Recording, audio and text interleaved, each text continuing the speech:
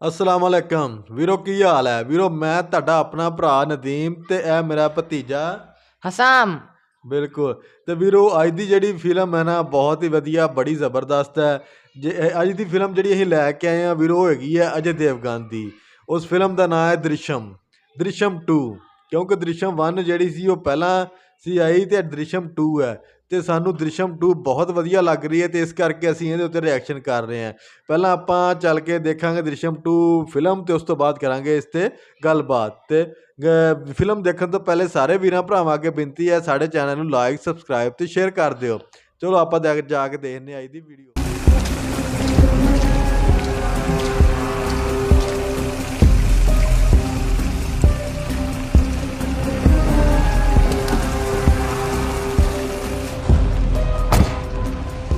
कैसे हो गए टोंडे? पहले का पता नहीं, अब ठीक।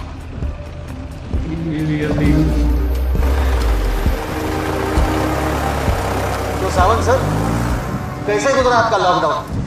अच्छा ही गया होगा, घर बैठे बैठे पगार जो आ रहा था। ऐसी बात नहीं है गए टोंडे, लॉकडाउन में भी काम करना पड़ता था। हाँ, फिर भी ये एक नया एक्सपीरियंस है। आपके लिए सब कुछ नया हो, लेकिन मेरा तो पिछले 7 साल से लॉकडाउन ही चला। वैसे हमारे आईजी सर कैसे है साहब? सनकी है लेकिन जीनियस है, अतरंगी है लेकिन मेथोडिकल है।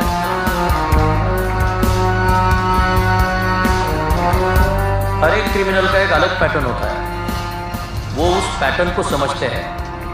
हाँ, लेकिन उनके दिमाग में क्या चल रहा है ये कोई नहीं समझता।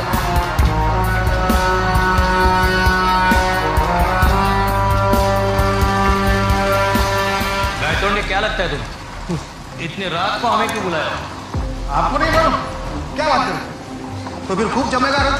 जब मिल बैठेंगे 3 यार सर, मैं आप और आईजी सर। हाँ सर, एक मिनट सावंत। सर,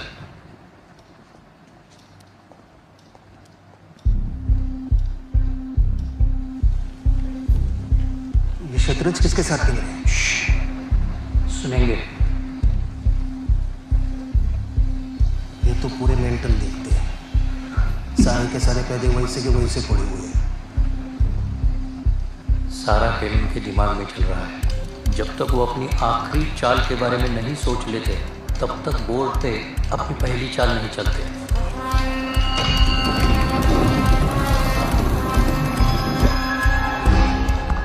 उसमें क्या है?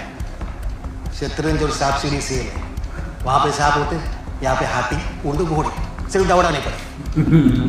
फुर्सत में सिखा दूंगा। सर, दुश्मन को अगर हराना है उसके जैसा सोचना सीखो।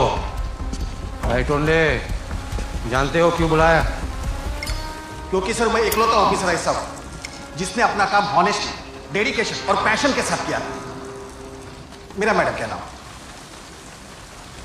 सौरभ गनेरी वाला, पारिक और पारिक कंस्ट्रक्शंस के मालिक। सबने बताया कि तुम कितने ऑनेस्टी, डेडिकेशन और तीसरा क्या बोला था? पैशन के साथ उनसे रिश्वत लिए थे। बैठो।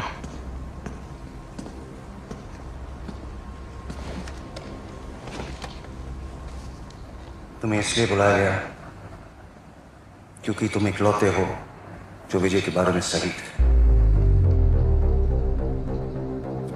सर छोटा मुंह बड़ी बात, सही था, लेकिन मुझे मिला है 7 साल से सस्पेंड हुआ।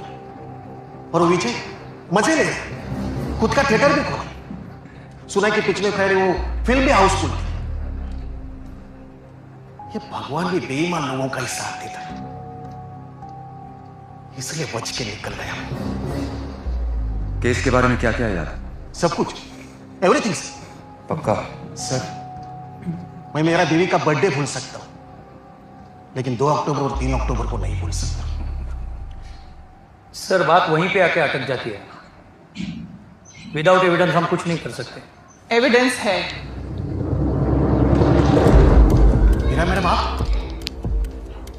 सुना था कि आप लंदन चली गई हैं। जरूरी नहीं कि हम जो सुने और देखें वो सच हो। उस फैमिली ने इतना तो सिखा दिया है। वो बच गया क्योंकि मैंने एक चौथी फेल को अंडर एस्टिमेट करने की गलती की थी। वो फंसेगा क्योंकि उसने एक माँ को अंडर एस्टिमेट करने की गलती की है। तो आप भी इस केस में इन्वॉल्व? हमारा इस केस से कोई लेना देना नहीं है, बाकी तुम समझदार हो। मैडम आपने कहा कि कोई एविडेंस है?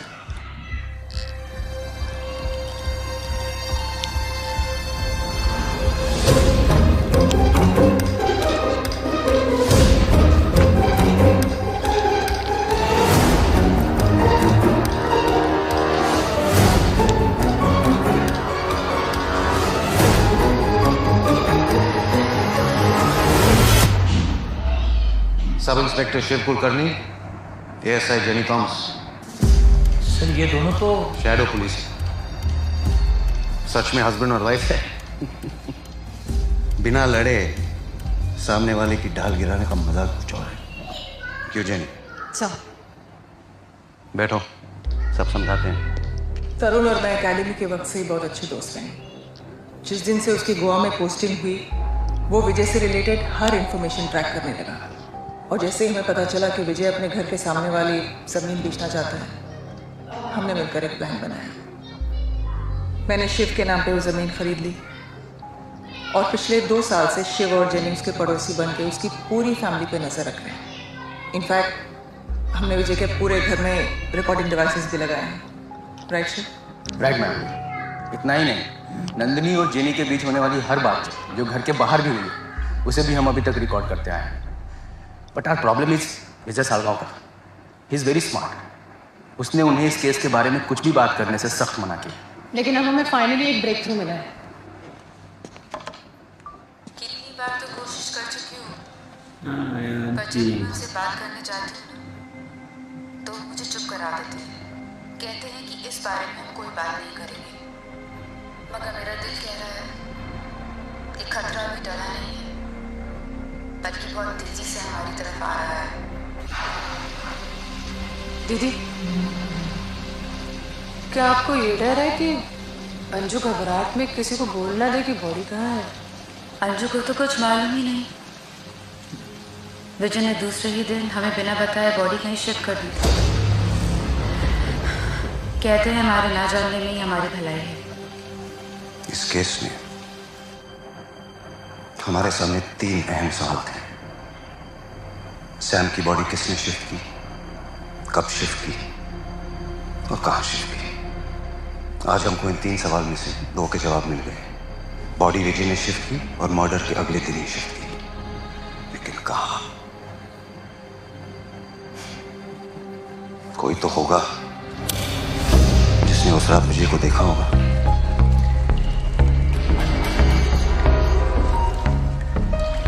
केस पढ़ने से पहले मैं इंसान को पढ़ता हूं। Vijay Salgaonkar is a smart man, और अक्सर स्मार्ट लोगों की एक कमजोरी होती है, वो अपने अलावा बाकी दुनिया को बेवकूफ समझते हैं। लेकिन विजय उनमें से नहीं है। सुना है आजकल बहुत बिजी रहता है वो। दीदी की बातों से पता चला है कि दीदी? I'm sorry, नंदिनी कह रही थी कि विजय कोई फिल्म बना रहा है। बनाने दो उसे अपनी फिल्म शुरू वो करेगा, लेकिन उसकी एंडिंग हम लिखेंगे।